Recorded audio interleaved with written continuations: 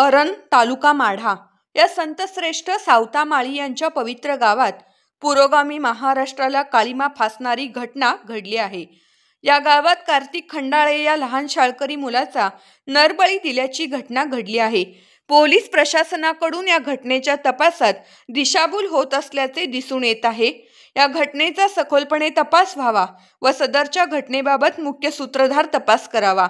या घटनेतील आरोपीवर कठोरात कठोर कारवाई करण्यासाठी बहुजन समाजाच्या वतीनं येत्या 25 तारखेला अरण या ठिकाणी रास्ता रोको आंदोलन करण्यात येणार असल्याचा इशारा बहुजन समाजातील नेत्यांनी दिला आहे।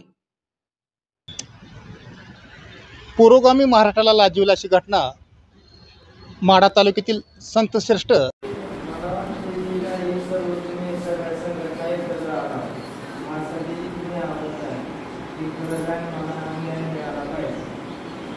काय कोणी केलं ह्याच्या मागं काय कारण आहे ती पण मला समजलं पाहिजे।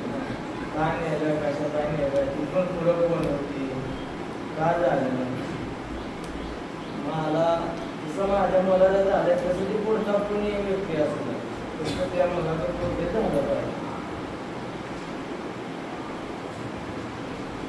सावतामाळी यांच्या गावात अरण या गावी घडलेली आहे। या गावात गेल्या 15 तारखेला कार्तिक खंडाळे या मुलाचा शाळकरी मुलाचा नरबळी झाल्याचा प्रकार घडून आलेला आहे। हा प्रकार कसा झाला, तो कशा प्रकारे घडवण्यात आला याबद्दल या गावातील सामाजिक कार्यकर्ते दीपक कांतोडे आपल्याशी बोलतील। नमस्कार। नमस्ते, मी दीपक ताकतोडे। आपल्या न्यूज चॅनलचा प्रथमतः मी आभार व्यक्त करतो की कार्तिक खंडाळे सारख्या मुलाचा जो बळी झाला त्याचा आवाज आपण सर्वसामान्य जनतेपर्यंत पोहोचवण्याचं काम करत आहात न्यूजच्या माध्यमातून। तर या प्रकारामध्ये असा झालेला आहे, कार्तिक खंडाळे हा जिल्हा परिषदेच्या शाळेवरती इयत्ता 5वी मध्ये शिकायला होता आणि तो 5 वाजता शाळेतून घरी आला व आईला असं म्हणाला, आई मला यात्रेमध्ये जायचं आहे, पाळण्यामध्ये बसायला मला पैसे दे। तो घरातून पैसे घेऊन जो पाळण्यामध्ये बसायला गेला 5:30च्या दरम्यान, तो घरी परतलाच नाही। मग घरच्यांनी त्याच्या शोधाशोध वगैरे केली। 15 तारखेला त्याचा काही शोध कुठंच लागला नाही। 16 तारखेला टेंभुर्णी पोलीस ठाण्यामध्ये त्यांनी मिसिंग कंप्लेंट दिली त्याच्याबद्दल, परंतु 19 तारखेपर्यंत पोलिसांना कार्तिक खंडाळेचा शोध घेण्यामध्ये अपयश आलं आणि 19 तारखेला गावातल्याच अरण जादेवाडी रस्त्यावरती कार्तिक खंडाळेचा मयत अवस्थेमध्ये मृतदेह सापडलेला आहे। कसा होता तो मृतदेह? गळा चिरलेला होता का? आता जो कार्तिक खंडाळेचा मृत जो होता तो अतिशय म्हणजे त्याची दुर्गंधी सुटलेली होती, त्याचं बॉडी जी आहे ते फुगलेली होती आणि त्याच्या बॉडीच्या शेजारी हातामधले ग्लोव्ज, 2 चाकू असे तिथं सापडून आलेले आहेत आणि त्याच्यामध्ये असं दिसून येतंय की त्या बॉडी बघितल्यानंतर त्याचा गळा चिरलेला होता। नरबळीचा प्रकार वाटतो का? हा 100% नरबळीचाच प्रकार वाटत आहे। कारण का की गेले 1 वर्षभर झालं अरणमध्ये आगोरी नावाचं प्रस्थ फार मोठं थैमान घालत आहे आणि त्या आगोरीच्या माध्यमातून गावामध्ये कुठल्या महिलांना मुलं होत नसतील किंवा कुणाच्या घरामधील तंटे वाद असतील अशा प्रकारचे रील्स सोडवण्याचे काम ते महाराज रील्सच्या माध्यमातून म्हणा किंवा त्यांच्या फेसबुक पोस्ट असतील किंवा व्हॉट्सअपच्या माध्यमातून असेल ते पंचकोशरीत पसरवण्याचं काम करत आहेत। त्याच्यामुळं जो महाराजांचा मठ आहे आणि मयत कार्तिक आहे त्याचा अंतर बघायला गेलं तर अर्ध्या किलोमीटरचा फरक आहे त्याच्यामुळं हा नरबळीचा प्रकार किंवा गुप्तदानाचा प्रकारामध्येच त्याचा बळी गेलेला आहे असं गावामध्ये दाट शक्यता आहे। बरं, याबद्दल पोलिसांचं काय, पोलीस तपास कसा झाला काय? पोलीस तपास तर अजून पण चालूच आहे। कार्तिक खंडाळेचा चुलत भाऊच ह्याच्यामध्ये त्याला घेऊन जात असल्याचं दिसत आहे, परंतु अद्याप त्याचा मर्डर का केला किंवा त्याला इथून घेऊन गेले, त्याला कुठं घेऊन गेले हे पोलिसांना CCTV फुटेजमध्ये दिसत आहे, परंतु त्याचा मर्डर कशासाठी केला हे कळण्यामागे अजून पोलीस अपयशी आहेत। त्या घरकुलच्या जागेचा काय मुद्दा आहे? घरकुलाचा विषय हा गौण आहे। घरकुलाचा वाद काय त्यांचा नव्हता आणि घरकुल अद्याप त्यांना मंजूर पण नाही। घरकुलासाठी अर्ज वगैरे केला? नाही, कधीच त्यांनी घरकुलासाठी अर्ज वगैरे केलेला नाही। कारण हे जे PI साहेबांनी जी बाईट दिलेली आहे त्यांच्या बाईटमध्ये सांगितलेलं आहे की बाबा त्यांच्या घरकुलाच्या वादामुळे हा प्रकार घडलेला आहे. हे सरासर खोटी बातमी आहे. पोलीस दिशाभूल करतात असं पोलीस दिशाभूलच करतायत असं म्हणावं लागेल, कारण घरकुलाचा मुद्दा जो त्यांनी उपस्थित केलेला आहे म्हणजे घरकुलाचा मुद्दा उपस्थित करून नरबळीसारखा प्रकार दडपण्याचा प्रकार असू शकतं. त्याच्यामुळं आम्ही आज रोजी सर्व संघटनाची बैठक घेतलेली आहे आणि बैठक घेऊन SP साहेबांना निवेदनही दिलेलं आहे की 25 तारखेला सकाळी 11 वाजता सोलापूर पुणे नॅशनल हायवेवरती आम्ही रस्ता रोको करत आहोत. या बैठकीसाठी समाजातील किंवा गावातील बहुजन समाजातील कोण आले होते? हो, प्रतिष्ठित गावातील नागरिक होते, विविध तालुक्यातील संघटनाचे पदाधिकारी कार्यकर्ते उपस्थित होते आणि आमची प्रामुख्यानं हीच मागणी आहे की हा तपास जो आहे हा तपास टेंभुर्णी पोलिसांकडे न देता CID कडे तपास द्यावा ही आमची. सोलापूर जिल्ह्यातील आरण ह्या गावामध्ये मातंग समाजातील एक 10 वर्षाच्या मुलाचा या ठिकाणी खून झालेला आहे. प्रथमतः ही घटना माणुसकीला काळिंबा फासणारी असून मी युवा भीमसेना सामाजिक संघटनेच्या वतीनं व सर्व बहुजन समाजाच्या वतीनं या घटनेचा प्रथमतः निषेध करतो.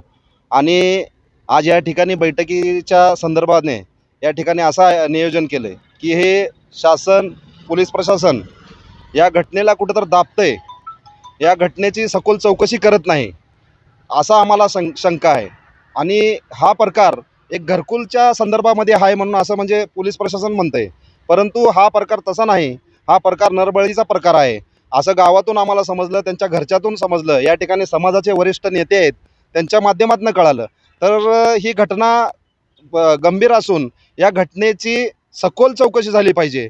म्हणून येणाऱ्या 25 तारखे दिवशी आम्ही या ठिकाणी सर्व समाजाच्या वतीनं, बहुजन समाजाच्या वतीनं, विविध संघटनेच्या वतीनं या ठिकाणी रस्ता रोकोचं आयोजन केलेलं आहे. कार्तिक खंडागळे जो विद्यार्थी होता एक 10 वर्षाचा, याचा निर्गुण हत्या करण्यात आलेली आहे.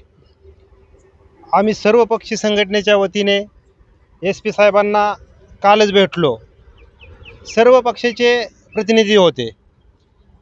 आम्ही अशी मागणी केलेली आहे, कारण 2 दिवसापूर्वी इथले PI असतील, इथली पोलीस यंत्रणा असेल, यांनी त्याचा चुलत भाऊ याला ताब्यात घेतल्याच्या नंतर अनेक ह्या परिसरामधल्या अनेक नागरिकांना हा प्रश्न उपस्थित झालेला आहे की हा एकटा माणूस करू शकतो का. अगदी बरोबर. आणि पोलिसांनी काही गडबडीने पत्रकार परिषद घेऊन सांगितलं की ह्याने मर्डर केलेला आहे, तो कबुली दिलेली आहे आणि घरकुलासाठी केलेला आहे. म्हणजे अंत्यश्रद्धेचा विषय पोलीस जाणून डायव्हर्ट करतात असं म्हणत आहे. हां, जर आमचं काय विषय आहे की या भागामध्ये राहुल आगोरी नावाचा, राहुल शिंदे आगोरी नावाचा एक आश्रम आहे. त्या व्यक्तीनं आरण गावामध्ये कवटे जे असतात, मशानभूमीतील कवट्या, हे असं बरेच प्रकार आहेत. त्यापैकी काही व्हिडिओ माझ्याकडे आहेत, आत्ता आहेत. तर असं पोलीस प्रशासनाला माहीत असून सुद्धा त्यावर कुठलीही कारवाई केली नाही. काय आहे की ज्याप्रमाणे ते व्हिडिओ आहेत त्याप्रमाणे महाराष्ट्रामध्ये जादू टोनाचा जो कायदा आहे त्याप्रमाणे तर त्यांच्यावर NC दाखल करायला पाहिजे होती. मग इतक्या दिवस पोलिसांनी काय केलं, किंवा ज्यावेळेस ह्याची मिसिंग कंप्लेंट दाखल झाली त्यावेळेस पोलिसांनी कुठल्या प्रकारे यंत्रणा राबवली त्याला शोधण्यासाठी. म्हणून सर्व पक्षी संघटनेची मागणी आहे की हा नरबळी असू शकतो, त्याप्रमाणे पोलीस आणि हा जो तपास आहे तो हा CID कडे दिला पाहिजे.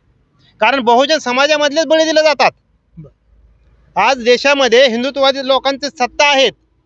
आज तुम्ही संसदेमध्ये बघता की संसदेमध्ये साधू आणि बोवाचं प्रमाण वाढायला लागलेलं आहे. तेच आपल्या पुरोगामी महाराष्ट्रामध्ये करायचं आहे का? फडणवीसला माझं आव्हान आहे की फडणवीस, ह्या घटनेची तुम्ही दखल घेतली पाहिजे आणि याचं उत्तर तुम्हीच द्या.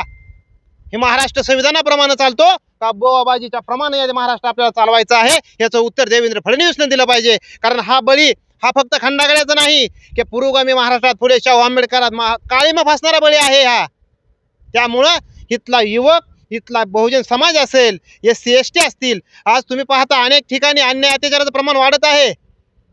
मग येणाऱ्या काळामध्ये ही जी सरकार आहे ह्यांनी स्पष्ट उत्तर दिलं पाहिजे की नेमकं काय प्रकार आहे आणि तात्काळ याची CID मार्फत चौकशी करावी. आणि येणाऱ्या 25 तारखेला बहुजन समाजातील सर्व संघटनेच्या वतीनं आरण येथे रस्ता रोको आहे.